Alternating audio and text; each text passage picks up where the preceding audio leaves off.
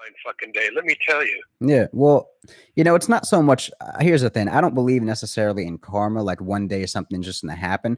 I believe in natural reactions, right? And this is what natural law is, right? The law of nature, where if you do something, there is a chain reaction that's gonna trickle. It's like a domino effect, It's gonna affect Mm-hmm. everything. You do something, you affect everything. It's like it's like Mm-hmm. if you treat the men like shit and you empower the women, well, the men walk away, and then the women are left there standing confused with no men. It's like everything you do has a reaction, whether it's positive or negative, Well, that's So basically what karma is. It's that for every action, there's an equal and opposite yeah, but reaction. yeah, but it's And not it so just much what it God means is coming you're right. down. And if you do one thing, you're setting off many other things Oh at yeah. the same time without even realizing it. This is why I want to be I try to be really careful on how I live my life and what I say and how I, just what I think, because I believe that our thoughts have power. Mm. And, I don't mean that I wish they get theirs, but I know one fine day, like you said, nobody gets away with a free lunch in the universe. It'll come back. And I'm Here's the afraid that thing. those people that think they're living high and They're mighty already and are suffering. protected in their little ivory towers will look out. You know what I mean?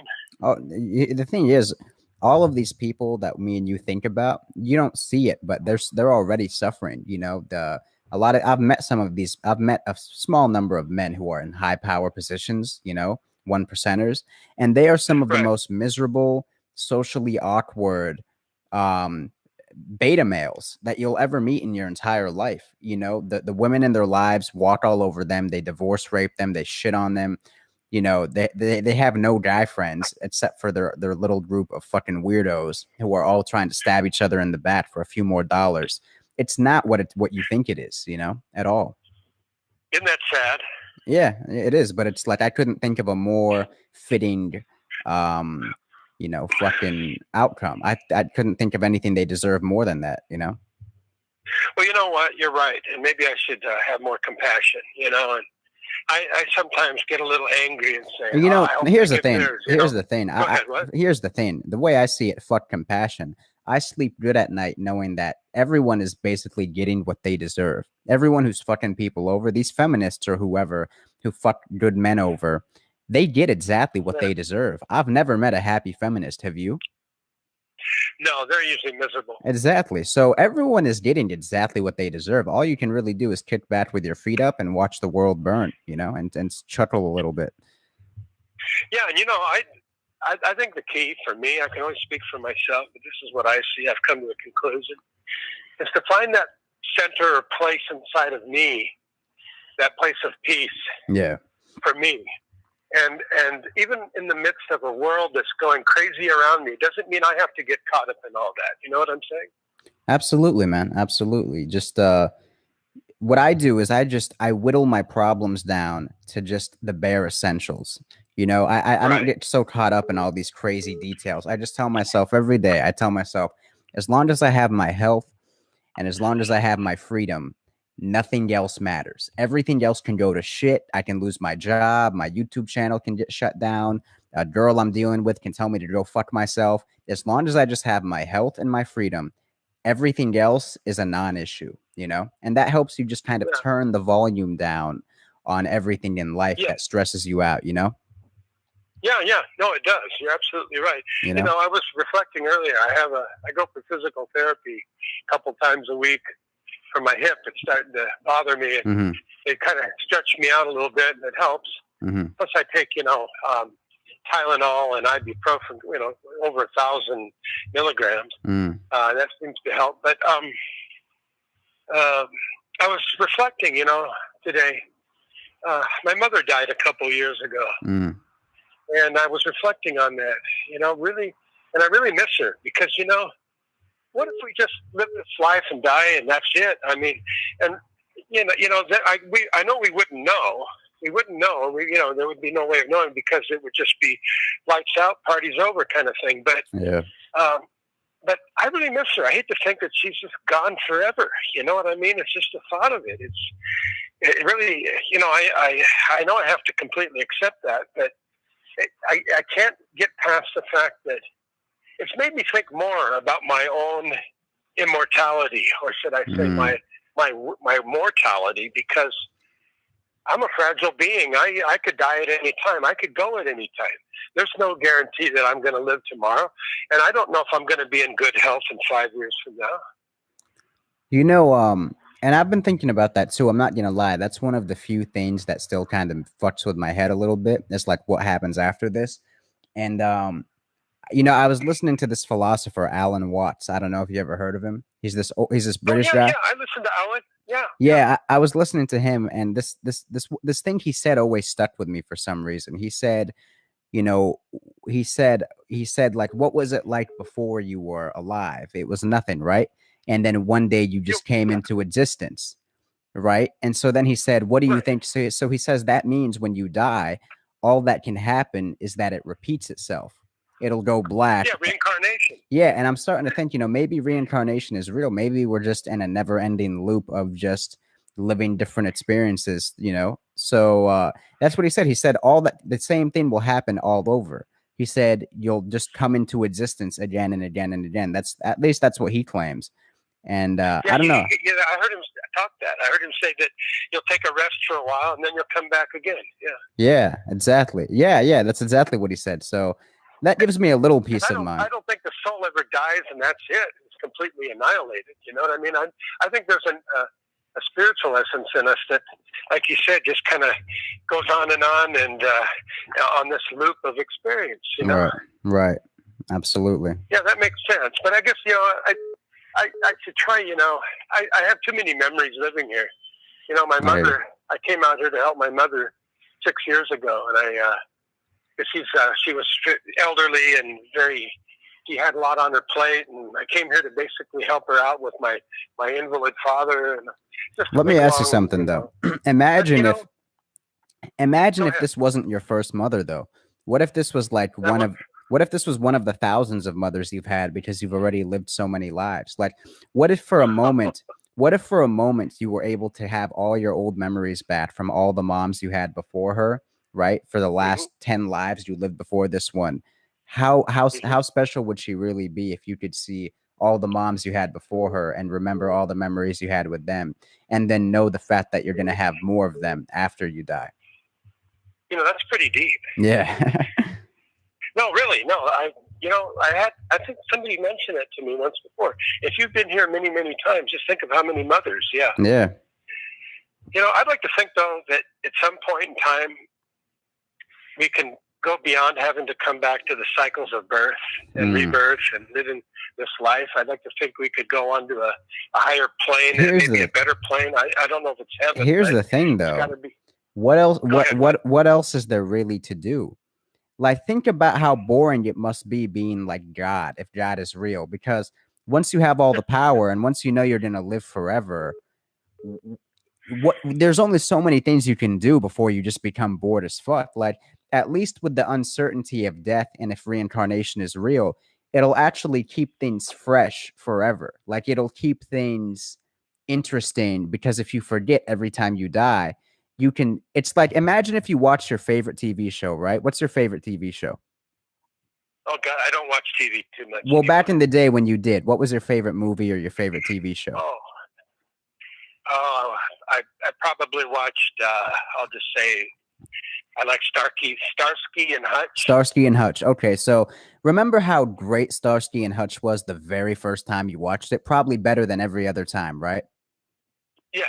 And as you watch Starsky and Hutch over and over again, even though you enjoyed it, did you not enjoy it a little bit less and less every time you watched it? Yes. Now imagine if after the first time you watched Starsky and Hutch, you could completely erase your memory so that every time you watched it, it was just as good as the first time you watched it. That's what Alan Watts says. He talks about that. Yeah. So maybe that's the ultimate blessing. Maybe being able to die and start over is actually the ultimate blessing, because it keeps it fun every single time, and you don't remember. Yeah, it's different. Yeah. Who knows? Yeah, because life would be boring if we could remember all the times before. Yeah, because you could predict the past, you could predict the future, and yeah, absolutely. You know, think of how many times we've done this, and and then to remember all that, that would be a drag. And suck the fun right out of it. Yeah. I don't know what this has to do with MGTOW, but I just needed to get a few things off my mind. I enjoyed talking with you. You know, I'm learning so much about things, you know, by listening to MGTOW channels. Another guy I like really well, his name is John Nada. I've heard of him. He's really good. John Nada, Nada, man. You know, and he talks about some things that are, you know, the more of this MGTOW stuff I start really inquiring into, the more the light's going on, man. Yeah. God, it's fucking unreal. It's like I'm going, fuck. It's like somebody lifted the veil, you know? Right. But anyways, I don't want to ramble. So I just thought I'd check in and say hello and just kind of chit-chat. So you take care, buddy. Appreciate the call, man. All right, man. Bye-bye. Man, I'm going in my real deep philosophical mode today. Caller, you're on the air. Oh, man. Hey, what's up? What's going on, man? From Florida. What's going on, man? Awesome, bro. I guess today I just wanted to call in and talk about my last relationship, bro. Sure. Just to let guys know, like, you know, the more attention and the more money you put into whatever girlfriend you've got, you know, it's not something that solidifies anything, you know? Nah, absolutely not. So, for instance, you know, I took her out on Valentine's Day, did the reserved nice restaurant, bottle service, you know, did it up really nice. It's like $138 just for her portion. Mine was like 78. So it's like, I spent a bunch of money. Immediately after we get outside, bro, after the date, no lie, she's like, you know what? Everything you were saying about, you know, the future and getting married and all of this stuff, like, you know what? I just want to be YOLO. I was like, what? What are you talking about? Like, she's literally wearing, you know, a 1-carat ring on her hand. I'm not rich, but I work pretty hard, you know? Yeah. And so after that, I go online. I'm just sitting outside, like outside of the restaurant, just sitting outside. And I get online, and my Instagram is blowing up. People are messaging me, this, that, and another. So, you know, I open up some of the DMs, and it's like, dude, did you know your girl was fucking, you know, this other guy 2 days ago? Jesus I'm like, Christ. What? You know, because I work out of town. So, you know, I'm not always here, which fucking sucks, man. But, you know, you just got to get over it. So get online and find out she's actually banging my cousin and my best friend for like the past 6 months. So needless to say, I was like, wow. Man, I just have to share with other guys, you know. Just that's horrible. You know someone, I hope you cut really it off. Don't. I hope you cut her off immediately after. Oh yes, dude. Yeah, that was the first thing. Well, after I went to her house and got, you know, a bunch of expensive stuff. Yeah. Got my Xbox, PlayStation 4. You know? Yeah. Oh yeah. I can't let her have those. Got to cover the bases first, of course. Right. But man, it really messed me up for a while. And I know a lot of guys are going through the same thing. And the last caller was talking about mortality, and that's kind of, you know, I'm a philosophy like major. That's kind of like my area, just considering how we can make our life the best we can make it, regardless of what you go through. Yeah. And so I think, like, every day on Socrates, he has this Plato's Republic. A lot of people probably read it or haven't read it. Who knows? But he talks about forms, like kind of like forms. There's like a form for everything. So you've got, you know, an immortal form of like a horse, you know, an immortal form of a guy supposedly out there, just an idea. But with MGTOW, I'm looking at like what Socrates was saying, like, okay, you can also have an immortal form of a thought or a hoe, you know, like someone that just has no loyalty or morality to them. Right. And just really forced me to like read more books, bro. Like, read more books and figure out, like, dude, what the heck is going on in the world? Because, like, I thought I was raised right. My mom's like a lesbian, you know, she's a lesbian, cool lesbian, but I didn't know she was like a feminist. And something that really, really like hit me past, I don't know, a few days with this Me Too guys at all, bro. No, it's true. It's very true. Like, at all. All we have is each other, man. What's up? I said all we have is each other. Say it again? I said all we have is each other. Dude, you're not lying. Yeah. That's literally it. And it's just the guys, man, it's you can't trust your mother, you can't trust family, no. you can't trust like anybody, man, unless they show you the goodwill that they're like, you know, I'm working, I'm trying to improve my life, I'm just trying to be a good person. People out here nowadays are so I hired a couple of people. I know I go on maybe ADHD tangent, but I hired a couple of people for I do consulting. So I hired a couple guys for consulting, and then the third person I didn't know would be crazy, but she was on some feminist crap, you know, and it just seems like I can't run away from this feminism crap. It's everyone, maybe 20 of your videos. Yep. And dude, I'm happy to watch them every freaking day, just because, man, you remind me, dude. I can't possibly be alone with the stuff that's going on, and I'm hearing other guys' stories. Yeah. It just helps me feel like, dude, I'm not really alone in this, you know? Absolutely, absolutely. That's the truth, man. And you know, that reminds me of something. I have guys who tell me from time to time, you know, bro, why don't you change up the format of your channel? Like, instead of just doing videos where you talk to people, and instead of just doing videos where you talk about experiences, why don't you like report on current events, stuff like that? And I tell them, I'm like, nah, man, because my energy, my vibe is like a therapist. I like to deal with people on a one-on-one basis and really help them with their problems and what's really going on in their lives, instead of covering topics that are like in the news and shit. That doesn't really help people on a spiritual level, you see. You're right. So that's why I do what I do. You know? Thank you. And on top of that, I was watching Fox. You know, I got to keep up with the news because I don't hang out with people in person. You know, I strictly work and home. So I don't go to the bars anymore. I don't do anything. Work at home, man. Like there's no time for anything else now. But something that's catching my eye about how like the liberal media, not to make liberal a bad thing, but it seems like it is more. So if you've noticed Vox, so VOX, Vox is one, Vice is one. I think there's one more, but today they're running stories about Trump and the immigration, him caving into immigration, and the way they're making this story. Because, okay, for instance, I'm Puerto Rican and black. I'm mixed, but I've got a nice tan, but you can tell I'm not just straight, just dark African American.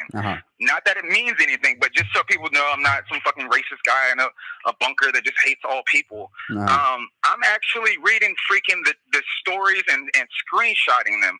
What I've noticed is like the liberals, literally, they all run the same story, but they make it seem like dudes are, you know, violent, nasty, cruel, vile criminals. And it's like, you know, for instance, you know, one of my sexual experiences was with a teacher when I was in high school. 17, she was like 22. She didn't get arrested. She didn't go to jail. It wasn't considered anything. You know, they asked my parents, they asked my mom, you know, how I felt about it. You know, like what is she gonna do? And she's like, she didn't want to press charges.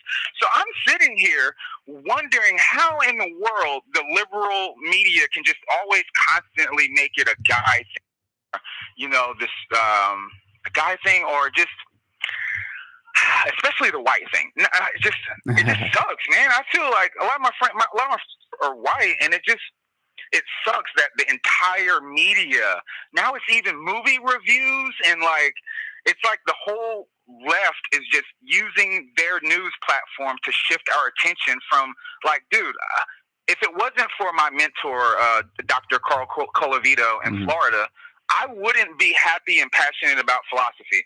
I've also worked on a couple campaigns, the Hillary and the Bernie campaign, and it just, dude, stuff is going on, and people, it's like we're outgunned, man. It's like the feminists have billions, and I don't hear enough of us, you know? I don't hear enough guys just, I want a better life, you know? I just want to start a business, save up my money, and just be free from, you know, the expectations of paying a freaking mortgage for a new wife, or, you know, buying some freaking expensive gold digger, you know, every purse she can get, or heels. It's just seems like all of the internet now, besides for us MGTOW and some people that are focused on science, it just seems like it's all like popular junk news. And what you were saying, I hate to just keep going, but what you were saying about how like people wanted you to switch up your format for the show. I love it personally, bro. Yeah. Don't switch it up. Fuck them. Yeah. Do you to the fullest, you know? Fuck 'em. Yeah. On Facebook, I guess in the beginning of your like starting out broadcasting, were you on like Facebook groups and just like putting your opinion out there for the people? No, not really. I think some other people have put my shit on Facebook, but I started right with YouTube. Yeah. Okay. Wow. That's pretty cool. Yeah. Well, on Facebook, that's pretty much the same thing. Like everyone, if you come out and like, because I came out in 2017, you know, that I voted for Trump and I turned Republican. Not specifically Republican. I'm more conservative. I don't really care about titles anymore. Mm-hmm. You know, like titles don't mean anything. People call themselves progressive while they support abortion, which isn't progressive. Right. So it's like titles don't mean crap now. But dude, don't change up your format, because when I was doing Facebook, like I was talking about politics and news and race stories and stuff, and dude, I took a lot of hate. I got death threats and all kind of other crap from liberals. So I just had to like delete my page, and I'm working on like saving up my money a little bit, getting some cameras, get some mics, you know, and do some recording myself. Nice. So just the reason I called was just to let you know, man, you're the best, bro. Don't let them beat you up. I don't know what hate mail. I don't know what is it called when they dox you? I don't know if they're doxing you or not. I don't care if they do. They're not. I know they might. It could happen, but I don't give a fuck. I'm not like a squeaky clean, honorable guy in real life, so I don't give a fuck even if I do get doxxed. I do a lot of shady shit in person anyway, so I don't have an image to protect, you know. Yes, man, I love it, bro. Yeah. I love it. Thank you for being an inspiration. I know some other guys want to get in and just give you their advice, man. Thank you so much from the bottom of my heart in Florida. Every MGTOW down here is listening to you. Have an awesome day, bro. Definitely. And thank you so much. Got to get back to work. Definitely. Appreciate the call, man. All right. Bye-bye. And you know what? I think on that note, we're going to end the show. That was actually probably one of my favorite shows I've ever fucking done. And yeah, you guys know what? I'm not changing the format, because this is my vibe. This is my demeanor. This is how I do things. So I'll talk to you guys soon, man. And I'm out.